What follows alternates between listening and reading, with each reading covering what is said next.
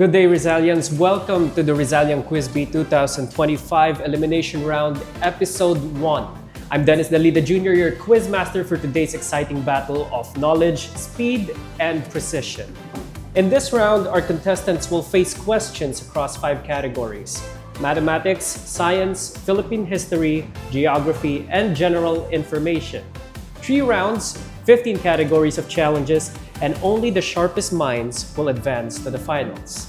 So let's meet our contenders for today's elimination round. A grade 11 CSS student. He aims to graduate and become a successful student, don't we all? His name is Ian Nichols Gregory. Hello Ian, how are you today? I'm fine. You're fine. Okay. Anyways, moving on to the second contender. He is also a grade 11 CSS student. He is curious about technology and committed to continuous learning and growth. He aims to pursue computer science in college. Give it up for 𝗤𝗂𝗶𝘇. Hello Ryu, how are you doing for today? I'm doing fine. How was your preparation for the quiz bee? Just doing. You're confident you can win for today's elimination round? I'm confident. Confident, that's very good since you're a curious CSS student. And no other than the third contender, he is also a passionate grade 11 CSS student. He is deeply interested in computers and their potential impact on the country's future. His name is Eureka G. Santiago. How are you doing today, Eureka? I'm feeling good, confident. Confident as well. Your name is very indicative, Eureka. It's like you always have a new idea. Would you say that? Yes. I see, okay. Okay, now for our contenders for today, here's how the elimination round will work. The competition has 3 rounds: easy, average, and difficult. Each correct answer in the easy round is worth 1 point, in the average round 2 points, and in the difficult round 3 points. You have 5 seconds to answer after I read the question. And once you buzz in, you have 5 seconds to respond. But first, you have to wait for me to acknowledge you by me saying your name. And if you fail to answer within 5 seconds, the question will be passed to another contestant. If you answer incorrectly, the others may steal within 5 seconds only as well. For all mathematics questions, you will be given a 15-second time slot to answer.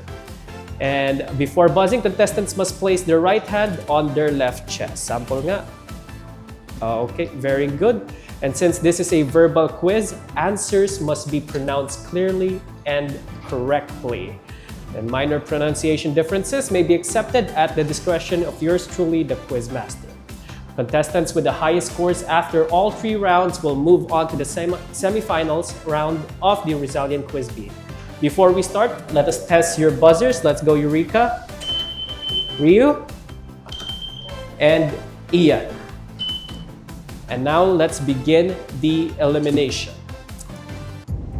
So moving on to the first round, which is the easy round. We're gonna begin with mathematics. So since you're gonna solve here, you don't need to put your hand on your chest. The first question for our easy round is, what is the sum of 130 plus 125 plus 191? Again, what is the sum of 130 plus 125 plus 191? You have 15 seconds to solve.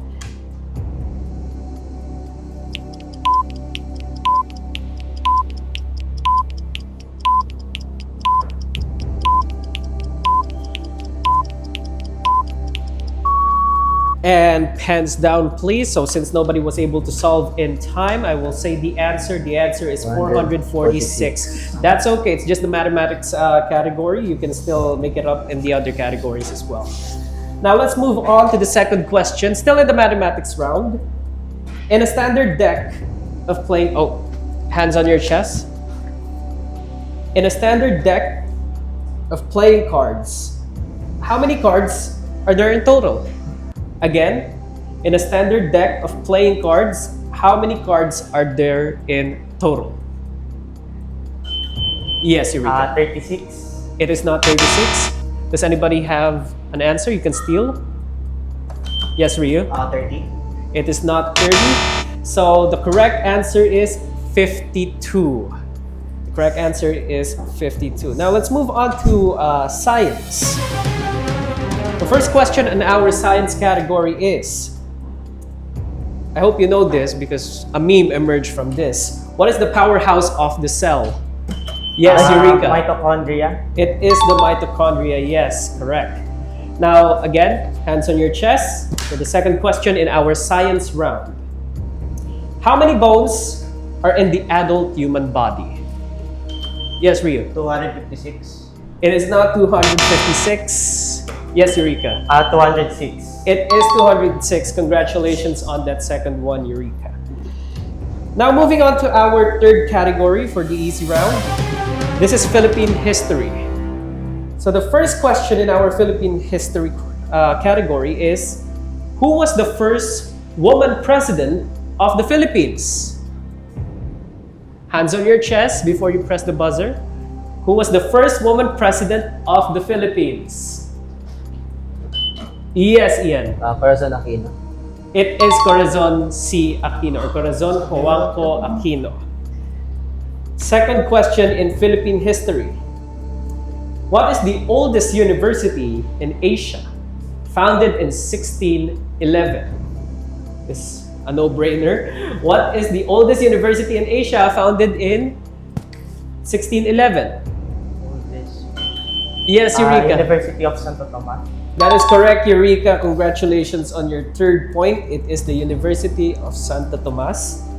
Now moving on to the fourth category of our easy round, geography. What desert covers most of northern Africa?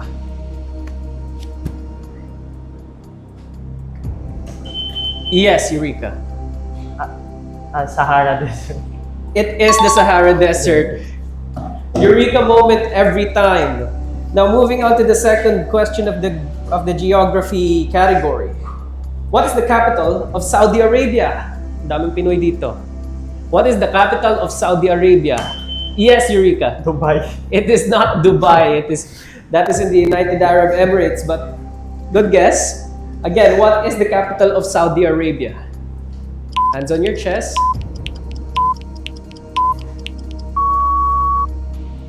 Okay, since nobody was able to get the correct answer is Riyadh, Saudi Arabia. Riyadh. Now moving on to general information. This is the last category of the easy round. First question in general information is, which planet is known as the red planet? Yes, Eureka. Mars. Mars is correct. Eureka, you're dominating the easy round. Sana makabawi tayo sa average round and also sa difficult round because mataas na yung points dito, Rio and Ian. Again, hands on your chest. Last question for the easy round. What color do you get when you mix red and yellow? Yes, Ian. Green. It is not green. 5 seconds to steal. Eureka. Orange. It is orange. That is correct, Eureka. Parang nagdadalawang isip ka pa kung sasagutin mo eh. Anyways, moving on to the average round. Clearly, Eureka, you dominated the easy round. But let's see if madala natin sa average round and sa difficult round. Yeah. Moving on to the first category of the average round, still in mathematics. You don't need to solve for this. Yeah. Who is often called the father of geometry? Again, who is often called the father of geometry?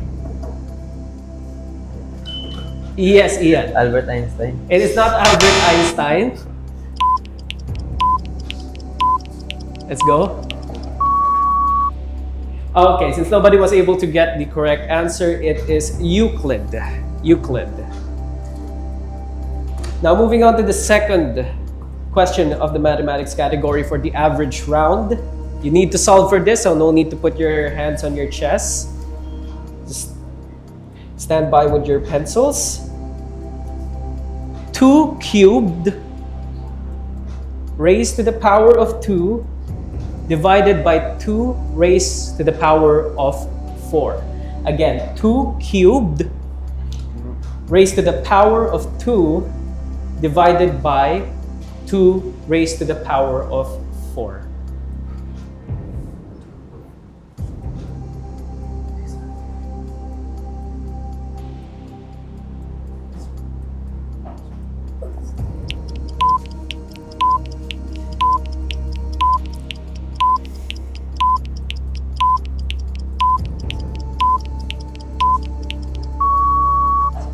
Okay, since nobody was able to get the correct answer, that's okay.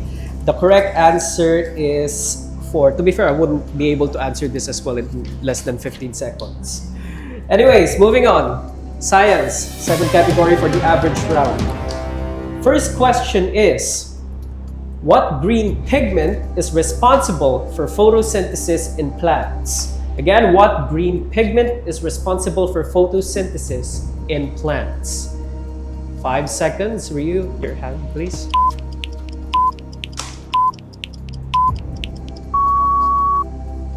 And nobody was able to give the answer. The correct answer is chlorophyll. Chlorophyll. Second question in the science category, we have, what is the term for the path a planet takes around the sun? Again, what is the term for the path a planet takes around the sun? Yes, Eureka. Orbit. Orbit is correct, Eureka. That is a Eureka moment again. Nagpapatong-patong na yung points niya. Ryu, Ian, habol tayo. Hands on your chest again. Moving on to Philippine history. First question for the average round in Philippine history is, who led the Katipunan, a secret revolutionary society against Spanish rule? Again, who led the Katipunan, a secret revolutionary society against Spanish rule? Who led the Katipunan? Yes, Ian. Andres Bonifacio. Andres Bonifacio is correct. Moving on to the second question of Philippine history. Habol tayo, habol. In what year did the Philippines mark its centennial celebration of independence from Spain? Again, in what year did the Philippines mark its centennial celebration of independence from Spain? What year? Just the year.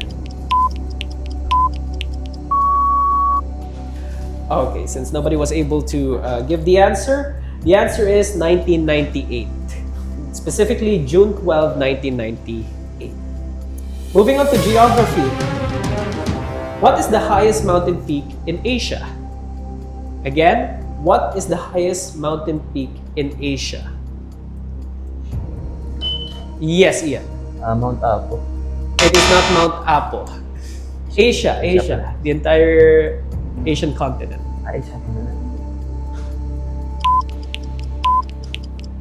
Okay.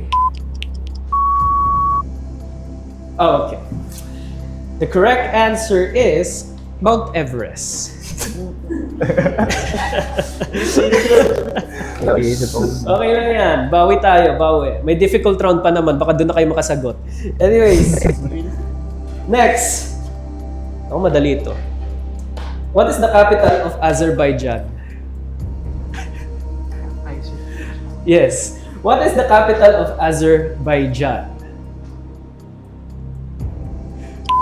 Do you even know Azerbaijan? No. Okay. 5 seconds is up and the correct answer is Baku. Baku. Anyways, let's move on. Last category ng average round, general information. So I hope you know this. What year did World War II end? What year did World War II end? Yes, Eureka. 1945. That is correct, Eureka. 1945. And lastly, who was the first Prime Minister, first woman Prime Minister of the United Kingdom? First woman Prime Minister of the United Kingdom. Yes, Ian.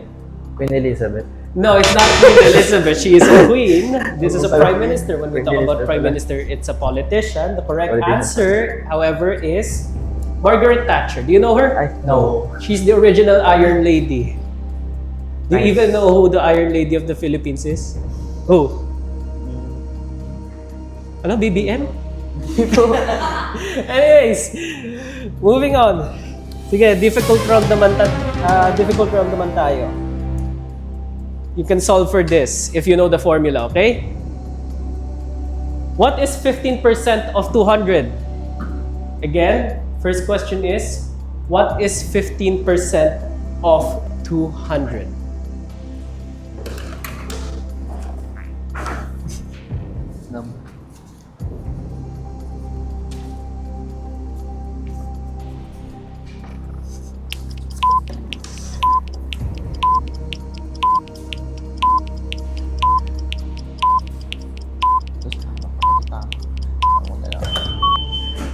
Okay, we're 30. done. Huh? 30. Okay, Eureka. Since I wasn't able to acknowledge you, but since you got the correct answer, let's ask our our tabulators agree. And you have the point for that one, Eureka. Very good. Thank you po. Moving on to science naman tayo. Science. Nako, you know this. You know this. I mean, you know the guy, pero I don't know if you know it. Which law states that pressure applied to a continued fluid is transmitted equally in all directions? Again, which law states that pressure applied to a confined fluid is transmitted equally in all directions? Yes, Eureka. Law of interaction. No, it is not the law of interaction. Anyone who can steal?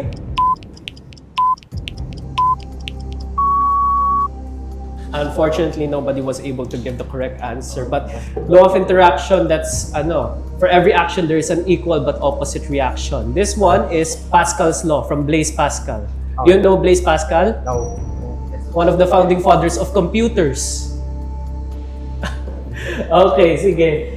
Anyways, moving on to the second question in the science category. What type of chemical reaction involves the gain of oxygen or the loss of hydrogen? Again, what type of chemical reaction involves the gain of oxygen or the loss of hydrogen?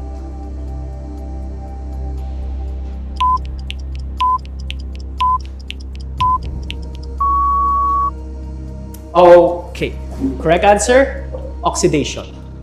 Oxidation. That's okay. Pwede pa tayo makabawi. We still have Philippine history, geography, and general information.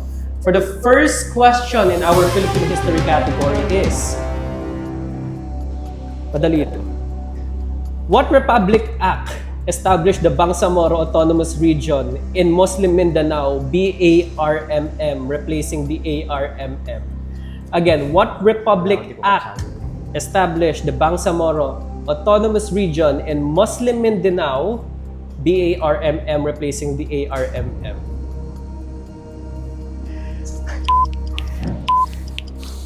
Hindi ko rin alam eh. Sige lang. Pass. Okay lang, okay lang. I don't think a lot of people know this specifically anyway. Republic Act number 11054, or the Bangsamoro Organic Law. Diba?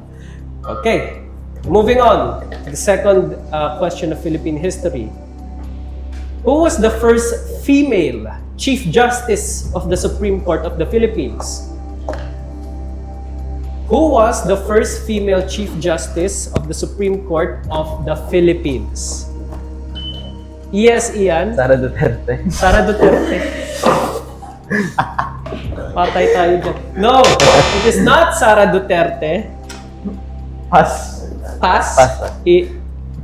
No one? It is Chief Justice Maria Lourdes Sereno. Are you familiar with her? No. Way back 2010s. Ang tanda ko na.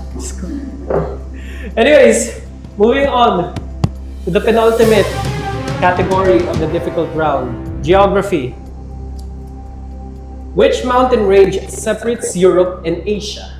Again, which mountain range separates Europe and Asia?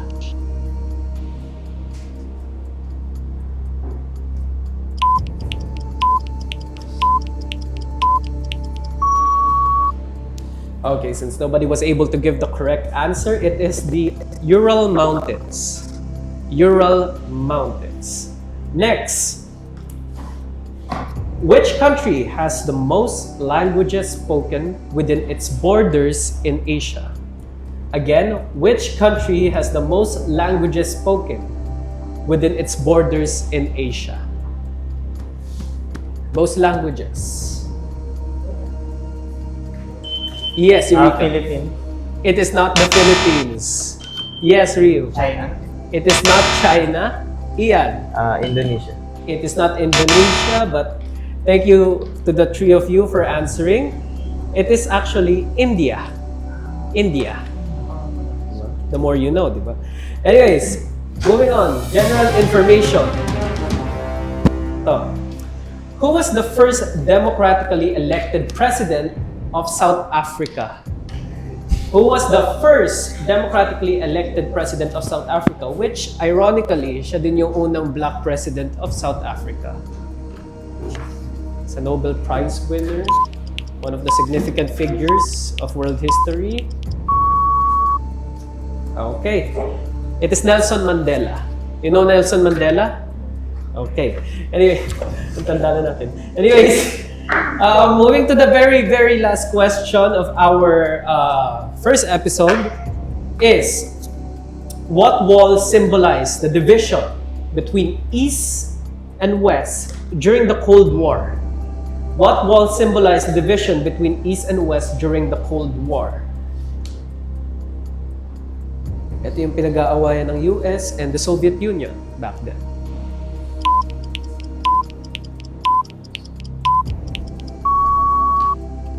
Okay, nobody was able to give the answer. So, the correct answer is the Berlin Wall. The Berlin Wall. It was in Germany. Okay, so yeah, that's the end of our questions for the first episode of the Rizalian Quiz Bee. Our tabulators have finalized the scores. May I request the three candidates to please go in front of your podiums? Yan. Yan. And without a shadow of a doubt, 𝗥𝗶𝗶 pride, we have our winner here. This is Eureka. And I now call on our project managers to join us for a photo opportunity. But before that, congratulations at palakpakan yung mga sarili nila. Okay, ayan. Yeah.